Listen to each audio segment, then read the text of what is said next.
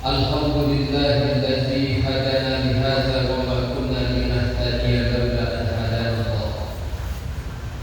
Asyhadu an la ilaha illallah wa asyhadu anna sayyidana Muhammadan abduhu wa rasuluh alladzi la yantiqu 'anil hawa in huwa illa wahyun yuha. Allahumma shalli wa sallim wa barik ala sayyidina Muhammad wa ala alihi wa ashabihi wa man tabi'ahum bi ihsan ila yaumil.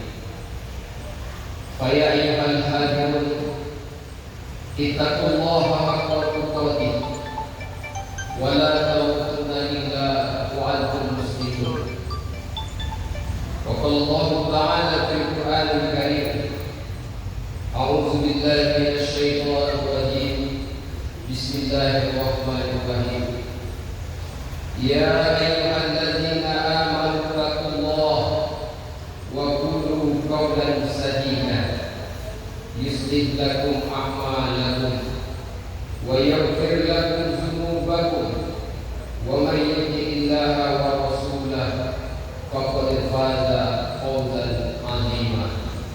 Shadaqallahul 'aliyyul 'azim. Hadirin jemaah Jumat yang Allah muliakan, bersyukur kita kepada Allah pada hari yang mulia ini. Allah cukupkan nikmat dan karunia-Nya kepada kita bersama. Dengan nikmat dan karunia itu Allah hantarkan kita menjadi tamunya di tengah beragam macam kesibukan duniawi kita. Alhamdulillah, kita menjadi manusia-manusia pilihan Allah yang dapat bertamu ke rumahnya ini. Mudah-mudahan setiap langkah kaki, ayunan tangan, bahkan setiap putaran roda kendaraan kita kelak bakal menjadi saksi amal soleh kita ketika nyawa sudah berpisah dengan jasad kita. Salawat dan salam kita sampaikan buat Nabi kita Muhammad sallallahu alaihi wasallam. Allahumma shalli ala sayyidina Muhammad wa ala ali sayyidina Muhammad. Assalamu alayka ya Rasulullah. Assalamu alayka ya Habibullah. Hadirin jemaah Jumat yang berbahagia, wa tazawwadu fa inna khairaz zadi taqwa. Berbekallah kalian, bekal terbaik itu adalah ketakwaan kepada Allah. Semua yang kita cari, yang banting tulang peras keringat dari pagi, siang, petang hingga malam, bila masanya tiba, malaikat Israfil telah mendapatkan perintah dari Tuhan Sang Maha Penguasa Allah Azza wa Jalla, maka semua itu tak lagi dapat bermanfaat dan menolong kita, melainkan amal soleh yang pernah kita buat semasa hidup, melainkan sedekah jariyah yang pernah kita berikan ketika kita berdunia, melainkan anak-anak yang soleh yang kita didik, yang kita tinggalkan. Lebih daripada itu, yaumal la yanfa'u malun wala banun. Hadirin jemaah Jumat yang Allah muliakan, ada dua makhluk Allah yang dahulu keduanya sama-sama pernah tinggal di surganya Allah.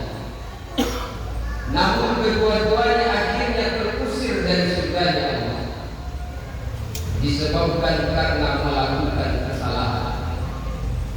Makhluk pertama dialah iblis. Bahkan dia mendapatkan sebuah kehormatan, tempatnya maqamul muqarrabin, tempat seorang makhluk yang paling dekat dengan rohnya, bahkan perjabatan sebagai sayyidul malaikah, pimpinan para malaikat. Lalu ketika Allah menciptakan manusia yang bernama Nabi Adam, Allah kumpulkan seluruh malaikat, termasuklah pimpinan malaikat itu sendiri. Lalu setelah Allah mengumpulkan mereka, Allah suruhlah seluruh mereka untuk sujud kepada Nabi Adam. Namun ada satu makhluk Allah yang tak mau bersujud. Aba wastakbar. Dia enggan karena merasa dirinya besar. Dia tidak mau karena merasa dirinya hebat. Dia merasa lebih senior. Dia merasa lebih alim. Dia merasa lebih mulia. Dialah iblis laknatullah. Karena keengganannya ini, ia pun dicampakkan Allah dari surga, bahkan menjadi makhluk yang terkutuk. Lalu Allah Subhanahu wa Ta'ala juga memberikan kebebasan kepada Nabi Adam di surganya bersama istrinya Hawa. Bahkan Allah berfirman kepada Adam dan istrinya, "Wa qulna ya Adam uskun anta wa zawjukal jannah." Wahai Adam, tinggallah engkau dan istrimu di surga ini. Wa kula minha ragadan haitsu syi'tuma. Makanlah semua yang ada di surga ini. Nikmatilah semua yang ada. Wala taqrabu hadhihi sajarah. Tapi ingat, jangan kalian dekati satu pohon ini. Selebihnya nikmatilah. Kalau kalian dekati pohon ini, fatakuna minaz zalimin, kalian termasuk orang yang zalim. Apa yang terjadi? Satu-satunya yang dilarang Allah justru itu yang dibuat. Bahkan bukan hanya didekati, justru dimakan. Sehingga Nabi Adam pun diusir Allah dari surga. Dulu makhluk Allah diusir Allah dari surga, menjadi makhluk terkutuk sampai kiamat. Iblis laknatullah. Lalu Nabi Adam diusir Allah dari surga juga karena kesalahannya. Tapi ternyata Allah mengampuni dan memaafkan semua kesalahannya. Bahkan menjadi salah satu kekasih Allah Nabi Muhammad alaihissalam. Di mana letak perbedaannya? Padahal sama-sama pernah tinggal di surga, sama-sama melakukan kesalahan, sama-sama diusir dari surga karena kesalahan mereka. Letak perbedaannya, Nabi Adam ketika terusir, dia bertobat memohon ampun kepada Allah. Sementara iblis laknatullah ketika terusir dari surga, dia tidak memohon ampun kepada Allah, justru tetap dengan kesalahannya. Bahkan dia meminta kepada Allah, qala rabbi fa'anzirni ila yaumi yub'atsun. Ya Rabb, beri saya kesempatan sampai kiamat, akan kuperlihatkan kepada engkau bahwa Adam dan anak keturunannya tidak lebih baik daripada aku. Allah dengan sifat Rahman dan Rahimnya diberilah kebebasan iblis itu untuk panjang usianya sampai kiamat. Dia selalu menggoda manusia. Berbeda dengan Adam.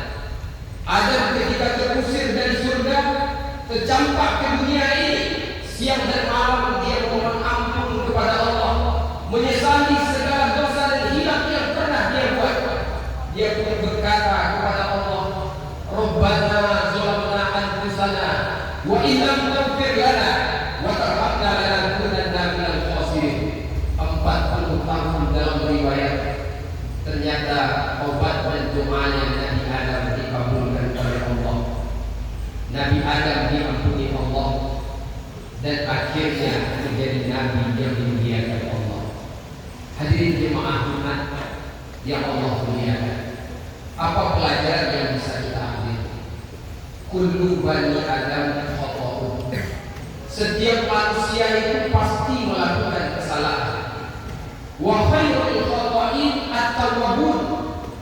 Manusia yang terbaik itu bukan manusia yang tak ada salahnya, tapi mereka yang bersalah dan mereka bertobat. Pilihan hidup kita manusia ini ada dua. Apakah kita akan meniru jalannya iblis laknatullah, tetap dengan kesalahan-kesalahan yang kita buat, atau kita memilih jalan yang sudah dipilih oleh Nabi Adam dengan bertobat dari kesalahan-kesalahan yang kita lakukan. Jangankan kita manusia biasa, manusia yang hidup di tengah beragam macam maksiat dan dosa, tinggal di surga, temannya hanya Hawa, tidak ada makhluk lain melainkan dia di sana, tidak ada manusia lain yang menggoda, tetap juga melakukan kesalahan. Apatah lagi kita manusia biasa, bukan nabi, tidak tinggal di surga, teman dengan beragam macam bentuk perangai, terkadang menyesatkan, terkadang justru menenggelamkan kita dalam kesesatan yang lama. Maka ketika itu terjadi di dalam kehidupan kita, Allah masih panjangkan usia kita, Allah masih beri kita kesempatan, ketenangan masih bisa kita rasakan, maka berarti Allah masih ingin kita mengakhiri kehidupan ini menjadi manusia yang husnul khotimah. Wa innamal a'mal bikhawatimiha. Amal ibadah itu tergantung penutupnya. Boleh jadi masa lalu kita kelam, beragam maksiat sudah kita buat, beragam macam dosa sudah kita kerjakan, beragam macam kezaliman sudah kita lakukan. Sebesar apapun salahnya, sebesar apapun dosa yang kita buat, ampunan Allah jauh lebih besar. Maka kejarlah ampunan Allah itu.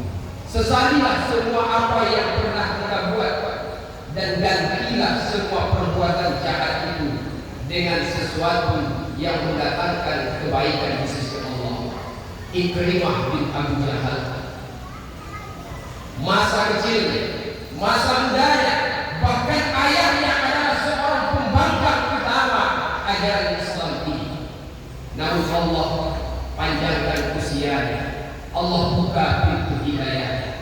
Kalau masa mudanya, masa kafirnya, tidak satu pun peperangan yang dia lewati, melainkan dia ikut untuk memerangi kaum muslimin. Tapi ketika mendapat hidayah, kesempatan Allah berikan, apa yang terjadi? Tidak satu pun peperangan melawan musuh-musuh Allah, melainkan Ikrimah bin Abu Jahal terdepan menolong agama Allah. Bahkan seluruh hartanya, jiwa dan raganya dia jadikan untuk berbakti, beribadah kepada Allah. Dia korbankan jiwa dan raganya untuk Allah, bahkan mati di medan syahid membela agama Allah. Hadirin jemaah Jumat yang Allah muliakan, ketika hari ini